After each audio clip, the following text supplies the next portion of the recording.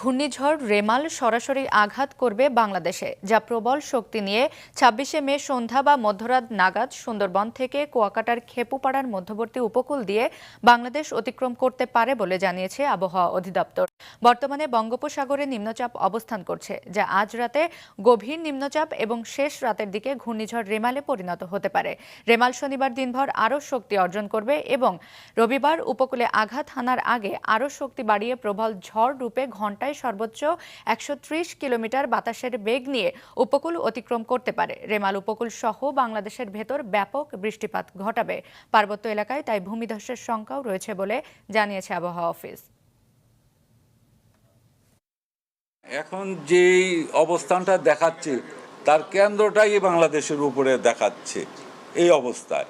তা ডান পাশ বাম পাশ দুটেই আমাদের দেশের উপরে অতিক্রম করার সম্ভাবনা আছে।